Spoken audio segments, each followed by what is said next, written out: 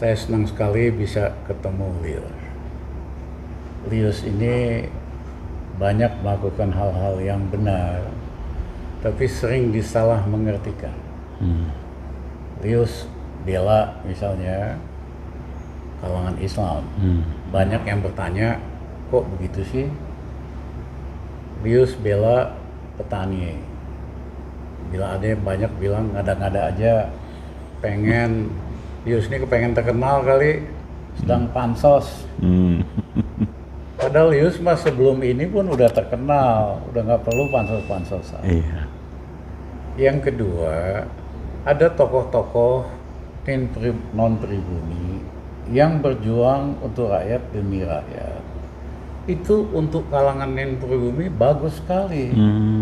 Karena kan image-nya teman-teman non-pribumi ini urusannya hanya mau memperkaya diri, nempel sama kekuasaan. Nah kalau semua kayak begitu, kalau ada apa-apa, nanti kemarahan rakyat itu akhirnya seperti 98, termasuk sama kawan-kawan non-pribumi yang nggak salah, yang kalangan bisnis biasa. Jadi perlu ada tokoh-tokoh non-pribumi yang bertindak sebagai oposisi, yang memperjuangkan dan ada di pihak rakyat. Sehingga masalah ini kan masalah ketidakmampuan pemerintah, ya kan, tidak berkembang liar menjadi kebencian terhadap etnis atau agama tertentu. Ini yang teman-teman non-pribumi nggak paham peranan orang seperti Lius. Sebetulnya jasanya banyak sekali. Nah yang kedua adalah persoalan prinsip. Kita Indonesia ingin maju. Tentu kita perlu investasi. Tentu kita perlu macam-macam kegiatan ekonomi. Tapi bisa nggak kegiatan investasi itu, pembangunan itu juga membawa kemakmuran untuk rakyat, bukan bikin rakyat malah lebih miskin. Sebagai contoh, ya dulu Mega Kuningan itu kan daerah padat sekali, dikembangkan jadi real estate lah. Itu inisiatornya Insinyur Nugroho, Sukmas, ya kan? Alumni ITB juga, dia perlu backing, diajak Bambang Tri dan yang lain-lainnya. Tapi bagaimana supaya rakyat yang dipindahkan itu senang? Dia kasih tanah 2 kali luasnya dari tanah aslinya di Mega Kuningan di selatan Bintaro. Dikasih uang lagi. Jadi rakyat seneng banget. Pindahnya senang. Tanahnya lebih luas, airnya lebih bersih, udaranya lebih bersih, dapat uang pula. Jadi proses realokasi itu berjalan dengan enak, win-win buat semua. Apakah pengembang Mega Kuningan rugi? Ya enggak, karena kan harga jualnya hari ini mungkin udah 40 juta per meter persegi. Betul. Nah, demikian juga dulu waktu saya mau mengembangkan Borobudur itu kan padat sekali. Nggak mungkin jadi tempat umat Buddha untuk beribadah, karena terlalu ramai.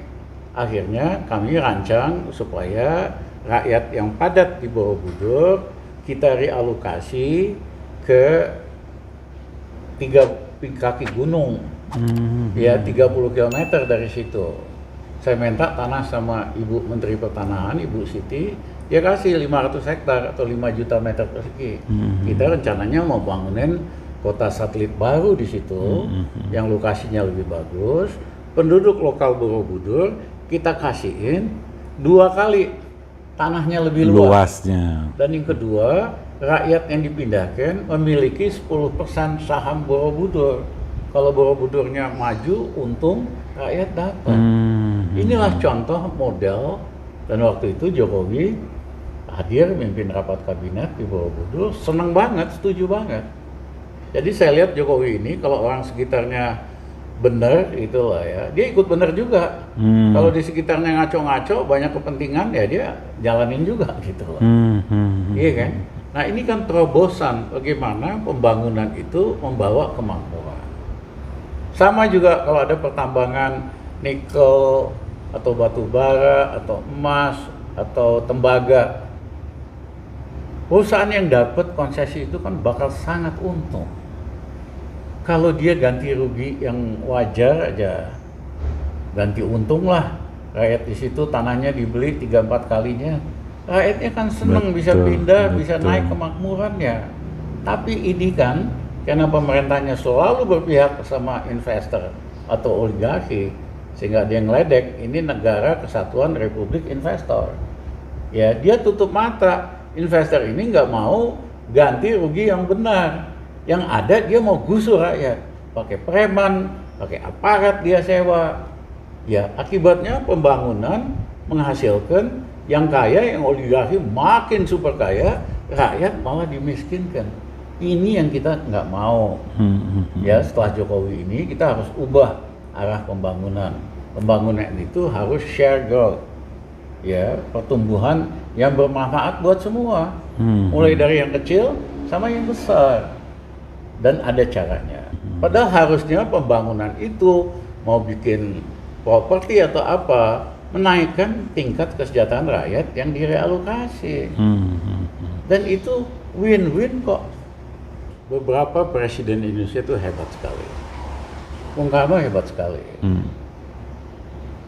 Tapi karena dia dilingkari oleh penjilat, Bung Karno yang hebat itu dijilat supaya jadi presiden seumur hidup. Akhirnya kan jatuhnya nggak enak.